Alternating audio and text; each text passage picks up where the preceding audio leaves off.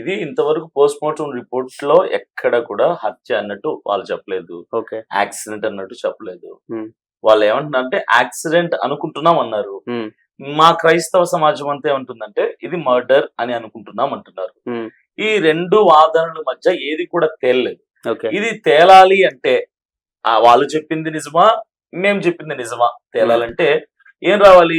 Post mortem report రావాలి. అవును post mortem report ఇప్పటివరకు వచ్చిందా అంటే వచ్చింది, ఉమ్, కానీ ఎవరికి తెలియదు. ఓకే ఎందుకు తెలీదు అంటే చక్కగా అజయ్ బాబుని అరెస్ట్ చేసి, కిడ్నాప్ లాగా అరెస్ట్ చేసి ఉమ్, క్రైస్తవులందరి ఫోకస్ ప్రవీణ్ పగడాల నుంచి ఉమ్, ఆ అజయ్ బాబు వైపు షిఫ్ట్ చేశారు. ఓకే షిఫ్ట్ చేసేసి ఇప్పుడు మొన్నటి వరకు పోస్ట్ మార్టం రిపోర్ట్ ఎప్పుడు వస్తుంది, ఉమ్, ప్రవీణ్ పగడాల గారి మరణం విషయంలో మాకు న్యాయం కావాలి అని అరిచిన క్రైస్తవుల్ని ఓకే అజయ్ బాబు బయటికి ఎప్పుడు వస్తాడు అన్నట్టు డైవర్ట్ చేసి ఉమ్, ఇటు తిరిగినప్పుడు ఉమ్, ఎవరికి తెలియకుండా కుటుంబ సభ్యుల్ని పిలిపించి ఉమ్, పోస్ట్ మార్టం రిపోర్ట్ ఇచ్చారు.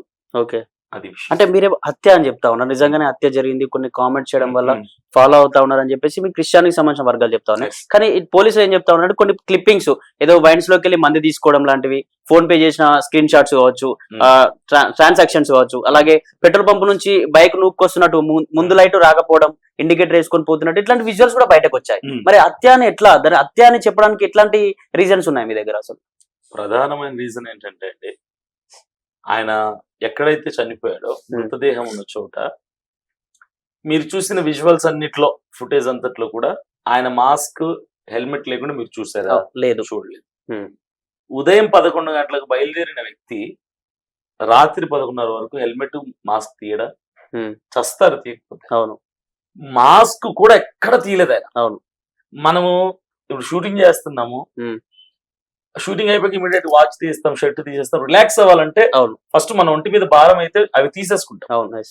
ఆయన అనీజీగా ఉన్నాడు, డిహైడ్రేట్ అయిపోయింది ఆయన బాడీ, ఉమ్, బండి తోలేని స్థితిలో ఉన్నాడు, తూగుతున్నాడు అప్పటికే అన్నారు కదా. అవును అలాంటి వ్యక్తి రోడ్డు మీద బండి పక్కన కూర్చొని ఫుట్పాత్ మీద కూర్చున్నప్పుడు ఉమ్, ఫస్ట్ చేసే పని ఏంటి?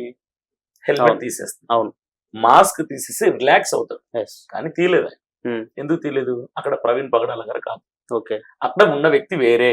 ఉమ్, ట్రాఫిక్ పోలీస్ చెప్తున్నాడు, ఉమ్, నేను అతనితో మాట్లాడాను, కౌన్సిలింగ్ ఇచ్చాను, అది ఇదే అని చెప్తున్నాడు. ఉమ్, అంత కౌన్సిలింగ్ ఇచ్చిన వ్యక్తి ఉమ్, ట్రాఫిక్ పోలీస్ ఫస్ట్ ఏం చేస్తుంది? రే నువ్వు మొహం చూపించాడు ఉమ్, అంటాడంట. నాకు కూడా ఎక్స్పీరియన్స్ ఉంది, yes. ఫస్ట్ మొహం చూపించు, హెల్మెట్ తీ, అవును మాస్క్ తీ అవును అంటాడు. అంటే అవును. అక్కడ ఉన్న దొంగన, ఉమ్, వాడు అంతా కూడా, అవును. వాడు స్మగ్లరా, వాడు నార్మల్ పర్సన్ తెలియాలంటే పోలీసులు ఫస్ట్ చేసేది అంటే మొహం చూపించు అంటారు. ఉమ్, ఒకవేళ పోలీసు వచ్చి మాట్లాడుతుంటే ఇంకిత జ్ఞానం ఉన్నాడు ఎవడైనా సరే మాస్క్ తీసి మాట్లాడు, అది గౌరవం. అవును ఇప్పుడు నేను మాస్క్ పెట్టుకుని రోడ్ మీద వెళ్తున్నా, అవును పోలీసు వచ్చి బండి ఆపాడు, మాస్క్ తీసే మాట్లాడు, అవును yes. మాస్క్ తీయకుండా మాట్లాడు. లేదు ఇవన్నీ ఏంటంటే చిన్న చిన్న లాజిక్స్ ఇవి. ఉమ్, ఈ లాజిక్స్ అన్ని కూడా మిస్ చేసి వీళ్ళు ఏదో చిత్రీకరించి సినిమా లాగా షూటింగ్లు ఏవో చేసి మనుషులను పెట్టి ఉమ్, దాన్ని ప్రవీణ్ పగడాల గారే నమ్మంటే మేము నమ్మడం కూర్చోలేమా? కాదు. ఉమ్, రెండో విషయం, ఇది హత్య అనడానికి మీరు ప్రధానమైన కారణం అడిగారు. ఉమ్, ఇది ఎంత ఎందుకు చెప్పానంటే మొదటి నుంచి కూడా ఒకవేళ అక్కడ ప్రవీణ్ పగడాల గారే అనుకుంటే ఫుటేజ్ అంతా ఓకే మాస్క్ ఎక్కడ తీలా. అవును ఆయన చనిపోయిన దగ్గర మాస్క్ ఉంటదా ఉండదా? ఉండాలి కదా. ఆ వాస్తవానికి అయితే ఉండాలి, అవును. అది మినిమం కామన్ సెన్స్. ఉమ్, ఎవడైనా ఇంకితం ఉన్నాడు అది తెలుస్తుంది. అవును ఆయనకి ఒంటి మీద గాయం ఎక్కడైందో తెలుసా? చనిపోయినప్పుడు ఉమ్, నోటికి గాయమై అవును ఇది విరిగిపోయి పార్ట్ లిప్స్ కట్ అయిపోయి yes.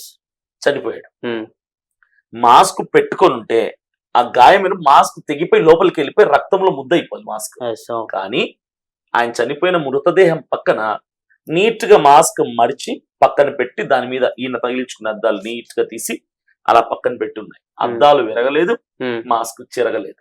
ఉమ్, ఎవడు పెట్టాడు పక్కన? ఎవడు పెట్టాడు పక్కన?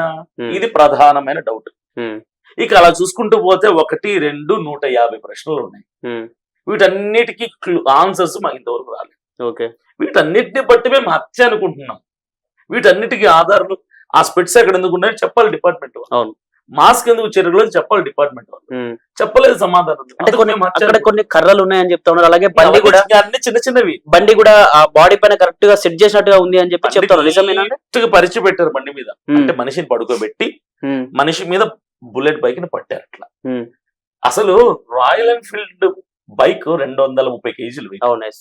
230 కిలోస్, అవును. నార్మల్ వెయిట్ కాదు. ఉమ్, అంత బండి మామూలు మనం బైక్ టీవీఎస్ ఎక్సెల్ బండి తీస్తేనే ఉమ్, అది ఇంజన్ ని హీట్ చల్లటానికి చాలా టైం పడుతుంది, ఉమ్, ఆ వేడి తగ్గడానికి. చిన్న సైలెన్సర్ కూడా, అవును ఒక స్కూటీ తీస్తే కూడా సైలెన్సర్ చల్లగా అవటానికి గంట పడుతుంది. అవును అది రాయల్ ఎన్ఫీల్డ్ ఉమ్, చాలా హీట్ అవుతుంది సైలెన్సర్, చాలా పెద్ద సైలెన్సర్ ఉంటుంది. ఉమ్, అంటే దాని మీద ఎగ్ వేస్తే ఆమ్లెట్ అయిపోతుంది, yes, చెయ్యి పెడితే తోలు ఊడిపోద్ది, ఉమ్, కండ కూడా ఊడిపోద్ది. ఉమ్, ఆయన ఉదయం నుంచి దాదాపుగా 12 గంటల ప్రయాణం చేసిన తర్వాత మరణించారు. ఉమ్, యాక్సిడెంటే అనుకుందాం. ఓకే, ఆ బండి ఆయన మీద పడిన పొజిషన్ మీరు చూసారు లేదో, ఉమ్, సైలెన్సర్ ఇక్కడ నుంచి అరికాల వరకు సైలెన్సర్ ఉంది బాడీ ఓకే, మీద. ఓకే, అంటే రన్నింగ్ బండే కదా. అవును, అంటే వాళ్ళు చెప్పిన ప్రకారం యాక్సిడెంట్ అంటే రన్నింగ్ లో ఉన్న బండి, ఇంజన్ రన్నింగ్ లో ఉన్న బండి పడింది. అవును, ఇక్కడ నుంచి ఇక్కడి వరకు తొడ మీద నుంచి కాలు వరకు సైలెన్సర్ ఉంది ఉమ్, పడిన పొజిషన్. అవును, ఏమవ్వాలి ఇదంతా? కాలిపోవడమా ఇది ఫస్ట్ జరగాలి. డ్రెస్ తిరగాలి, అవును, చర్మం ఊడాలి, ఉమ్, కండ కూడా ఊడిపోవాలి. అవును, కానీ షర్టు చిరగలే, ప్యాంటు చిరగలే. ఉమ్, ఏమంటారు దాన్ని? ఓకే, అంటే చల్లగా ఉన్నాయి సైలెన్సర్, ఉమ్, చల్లగా ఉన్న ఇంజన్, ఉమ్, రన్నింగ్ లో లేని బండి ఉమ్, ఆయన మీద పెట్టారని క్లియర్ గా అర్థం.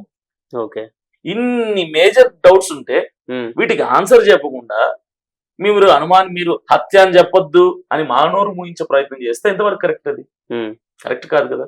ఓకే, సో ఇవన్నీ డౌట్స్ అన్ని అలా ఉండిపోయాయి.